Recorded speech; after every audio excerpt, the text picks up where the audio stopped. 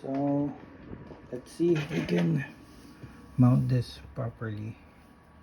So sorry if the video is inverted, so you might have difficulty viewing it, but you get the idea. So we're gonna do this, and hopefully we could place it properly on its final location. This is a bit stiff. It's considered that you are aiming for, oh, we got it in one go. Okay, so now I have to screw it. I hope it drops in the middle.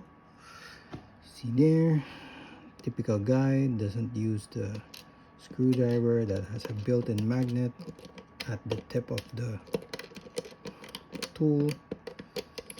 Since this is magnetized, it's really hard to remove the screw once it's just fallen off its center hole. So okay, this you can just remove your hand, but I don't trust my fingers. I don't trust the spring, because that thing pops out whenever the screw has been removed. Okay,